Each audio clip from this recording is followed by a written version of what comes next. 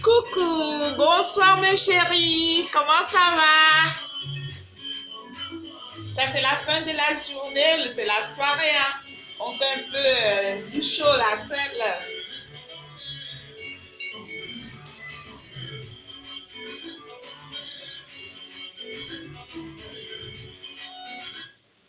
Coucou mes chéris, bonsoir. J'espère que vous avez passé une très bonne journée. Et surtout, donnez-moi une minute, mes chéris. Une seule minute, Mamie Jo, elle est là avec vous ce soir.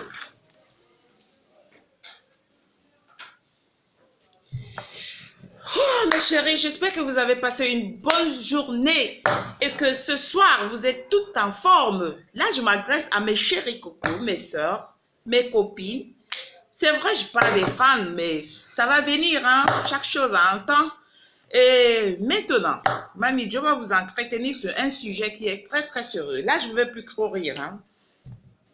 Il s'agit, le thème de cette vidéo, comment récupérer son mari. Mes chéris, je vais vous raconter une histoire. J'ai vécu une histoire d'un couple.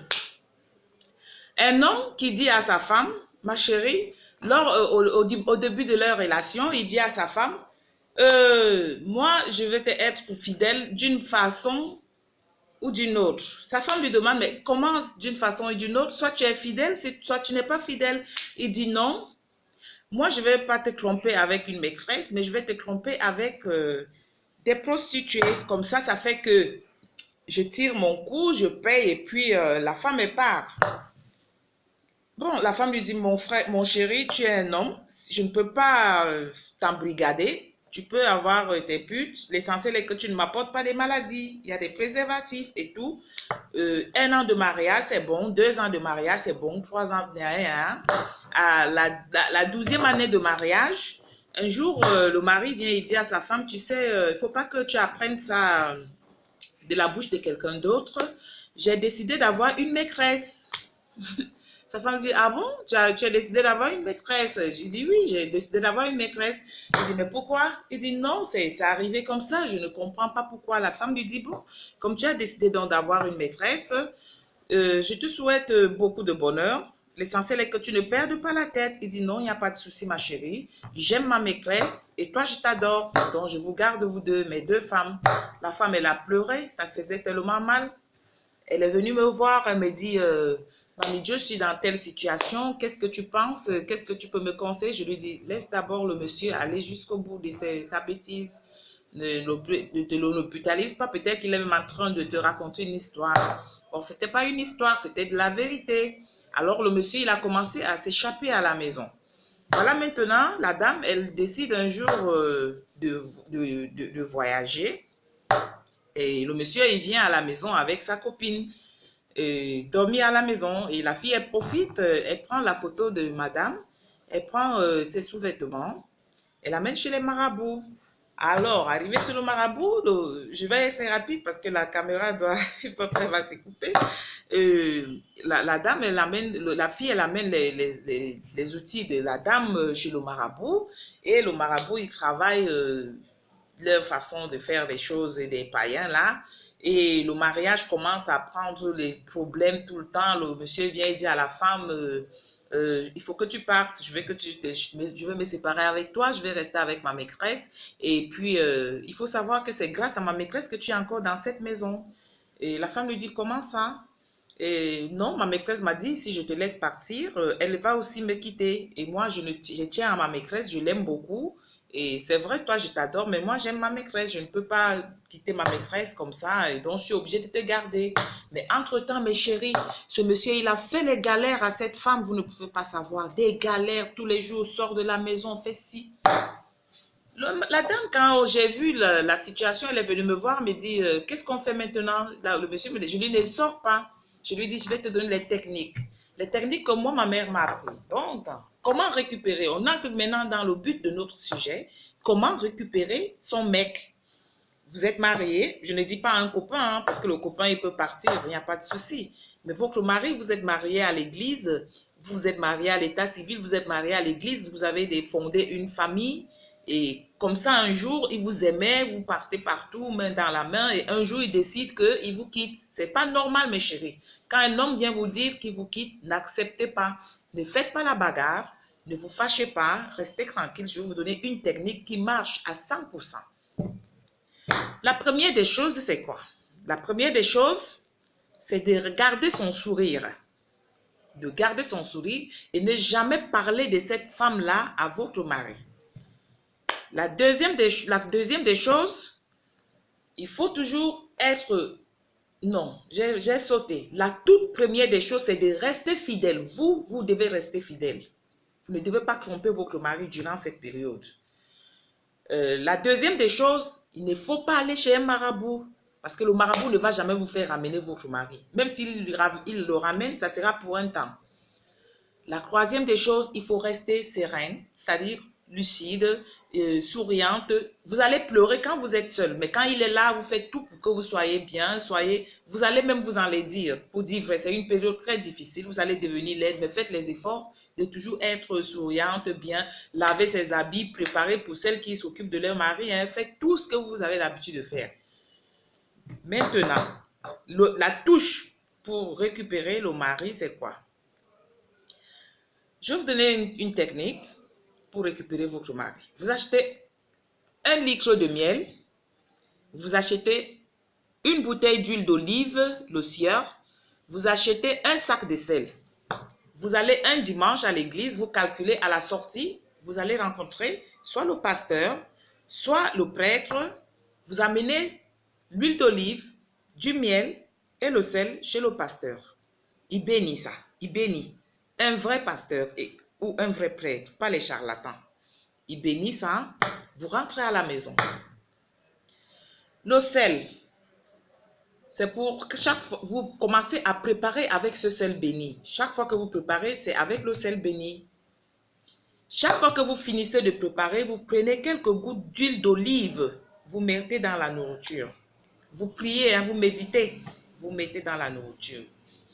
Maintenant, lorsque vous-même, vous devez, parce que quand on vous amène des choses chez les marabouts, ça veut dire que vous êtes spirituellement touché. Le miel, avant de vous laver, vous prenez d'abord 3 litres d'eau, vous mettez dans un seau, vous prenez 3 cuillerées à soupe, ou alors vous prenez une bonne pincée, une bonne coudée de sel, vous faites un signe de croix dans le seau 3 fois. Vous laissez ça même le temps que vous allez vous laver, que ça prenne, que ça se dilue bien. Vous prenez du miel, vous vous oignez sur tout le corps, mes chéris, tout le corps. Vous restez 30 minutes avec ce miel. Après 30 minutes, vous allez vous laver avec votre savon. Vous vous lavez normalement, vous prenez le bain normal. Après le bain normal, vous prenez donc cette eau salée, vous vous lavez en méditant. Quand vous finissez de laver, c'est la phase de rencontrer votre marabout. Votre marabout, c'est qui? C'est Jésus. C'est Jésus, c'est Dieu, mais en passant par Jésus. Quand vous venez prier, vous êtes déjà purifié. En passant dans le seau de sel, mettez-moi 2 citrons. Vous pressez 2 citrons dans le seau de sel. Donc, et quand vous vous lavez, vous avez déjà fini de laver votre corps, vous lavez, vous versez de l'eau salée avec de l'eau citronnée. Là, vous ne vous essuyez pas, vous laissez ça sèche seul sur le corps. Vous ne vous oignez pas pendant 3 mois. Vous ne vous oignez pas avec aucune huile. Vous oignez rien qu'avec l'huile d'olive. Et avant de commencer la prière, vous prenez une cuillerée à café de miel, une cuillerée à café d'huile d'olive, vous tournez, vous mangez en méditant. Que tout ce qui est en vous, qu'on a fait en vous, que ça se détruise. Vous entrez dans la phase de la prière. La phase de la prière, c'est quoi? Vous commencez d'abord par « Je crois en Dieu, le Père Tout-Puissant, Créateur du ciel et de la terre. Vous récitez ça. Après, vous prenez votre Bible. Dans votre Bible, vous prenez le psaume 13. Vous prenez le psaume 35. Le psaume 51. Le psaume 109. Le psaume 121. Le psaume 127. Le psaume 140. Vous lisez ça en méditant, parce que c'est des psaumes très forts. Vous lisez ça en méditant. Quand vous avez déjà fini de lire ça, vous faites les chants d'adoration, même 2 chants d'adoration avant de commencer votre prière. Hein. Il faut toujours faire les chants d'adoration. Après, vous entrez dans la prière proprement dite. La prière proprement dite, ça a une méthodologie. Il faut invoquer le Saint-Esprit. Vous appelez le Saint-Esprit de venir dans votre vie, de vous barricader contre les ennemis extérieurs. Vous appelez le Saint-Esprit, vous faites l'adoration, vous glorifiez le Seigneur dans votre prière, vous le glorifiez, vous le remerciez, vous demandez pardon de vos propres péchés. Après, vous invoquez, vous demandez à Dieu, à Jésus de vous envoyer le Saint-Esprit, de vous donner les dons que vous voulez vous demander au nom de tout le monde, pas à votre nom. Après cette phase, vous vous agressez maintenant à Jésus-Christ de pardonner de vos péchés, de vos ennemis, y compris votre rival. Que cette rivale, elle soit pardonnée, mais tout le mal qu'il vous a fait, que ce mal-là soit anéanti, mais qu'elle soit pardonnée. Vous priez pour vos inconnus, vous priez pour vos amis, vous priez pour les malades, les prisonniers, les sans-abri, les indigents, les pauvres, vous priez pour les malades, pour les prisonniers, vous priez pour les églises, vous priez pour les États et les dirigeants et tout. Après, vous arrêtez. Là, c'est pour la prière générale de tout le monde. Après, vous faites un chant d'adoration. Vous priez avec le psaume 23. Maintenant, vous êtes en phase avec votre Dieu. C'est là où la vraie magie commence. Vous parlez à Jésus comme si je suis en train de vous parler là. Vous lui dites tout. Seigneur, je vous ai demandé un mari. Vous m'avez donné un mari. Il est en train de partir. Si vous voulez que votre mari vous revienne, vous dites que je veux que mon mari revienne. Vous parlez à Dieu tout ce que vous voulez dans la prière, mes chéris. Vous priez comme ça. Je vous assure que c'est une prière. Tout ce que je vous ai dit là, ça veut dire l'huile d'olive, du miel, le sel. Vous faites un bain de purification avec 3 cuillerées à soupe dans un seau d'eau. Vous mettez 2 citrons, vous pressez dedans. Vous versez ça après votre bain. Après avoir fait un bain marré de miel, vous vous lavez normalement. Après, vous versez cette eau salée et citronnée sur vous. Vous laissez sécher. Vous faites un chant d'adoration. Vous priez votre Dieu avec la méthodologie que je vous ai donnée. Vous utilisez le psaume 13, le psaume 35, le psaume 51, le psaume 109, le psaume 121, le psaume 127, le psaume 140. Après, vous priez Dieu. Vous invoquez d'abord l'Esprit Saint pour vous encadrer, pour que votre prière n'échappe pas. Vous faites une prière, une glorification à Dieu. Vous le remerciez pour tous les bienfaits qu'il vous a accordés, vous et tous vos semblables. Vous lui demandez pardon de vos péchés, d'abord vos propres péchés. Vous lui demandez de vous envoyer l'Esprit Saint. Vous demandez tous les dons que vous voulez à l'Esprit Saint. Après, vous présentez vos ennemis à Jésus, de les pardonner. Il faut qu'elle pardonne, mais que le péché, tout ce que cette personne a voulu faire dans votre foyer, que ce soit même si ce n'est pas une rivale, que toute personne qui vient détruire votre foyer, cette prière est valable. C'est valable aussi pour les hommes, parce qu'il y a aussi les femmes qui veulent échapper aux hommes. Cette prière est valable. Alors, vous priez pour les prisonniers, vous priez pour les malades, vous priez pour les indigents, les affligés, les pauvres. Vous priez pour l'Église, vous priez pour la nation. Après, vous faites un chant d'adoration, vous faites le psaume 23, vous entrez maintenant dans le combat pour demander à Jésus de venir à votre aide. Si vous voulez récupérer votre mari, vous demandez qu'il rentre à la maison. Si ce n'est pas votre mari, vous lui demandez de vous dire, de vous montrer le chemin à suivre. Si ce n'est pas votre mari, vous allez voir à la fin. C'est pendant 3 mois. Ne laissez pas un seul jour. Vous priez le matin et le soir. Parce que si je vous donne certaines heures de prière, vous allez vous fatiguer.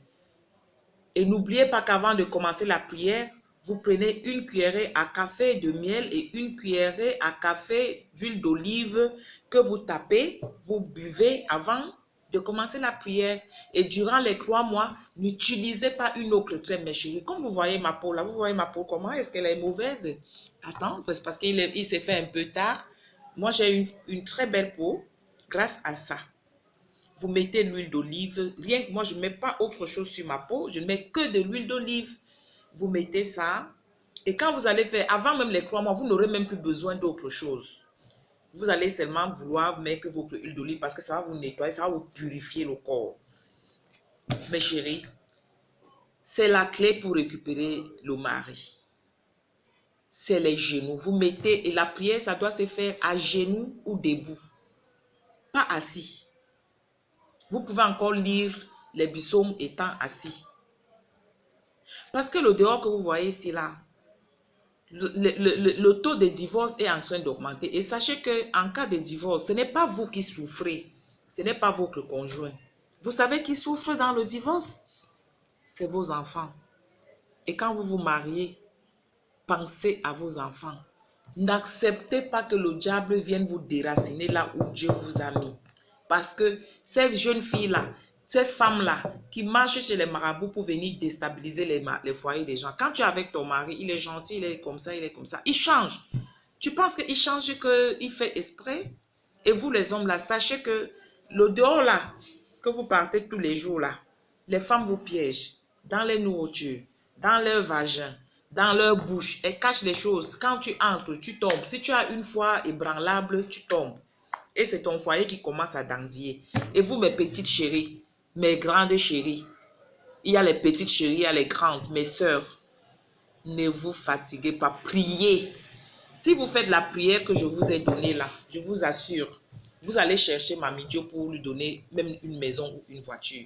Vous allez voir qu'au bout d'un certain temps, votre mari, votre chéri, il va vous revenir en pleine forme et en bonne santé et il va vous aimer. La première des choses qu'il va vous dire, c'est que, mais ma chérie, je ne savais pas. Je ne savais pas que tu étais encore belle. Mais il y a un certain temps, quand je te voyais, c'est comme si c'était quelque chose dont il est sorti. Jésus-Christ a vaincu, il a cassé tout.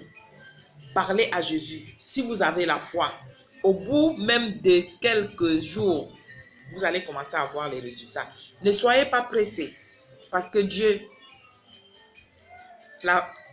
il n'est pas comme le diable. Le diable, c'est tout de suite. Dieu, c'est étape par étape, étape par étape, étape par étape. Et il faut être patient. C'est pas que tu commences à prier aujourd'hui, tu penses que comme tu as commencé à prier aujourd'hui, là, ton mari revient aujourd'hui. Non! Chaque jour, il va venir. Chaque jour, quand tu vas commencer la prière, il va venir te raconter des choses. J'allais oublier un détail. Quand vous allez commencer la prière, au bout d'un certain temps, Dieu va vous montrer comment cette femme qui a voulu vous enlever dans votre foyer a fait. Dieu va vous montrer sa fin. Comme vous entendez que le bout du tunnel, Dieu va vous montrer comment elle a fait.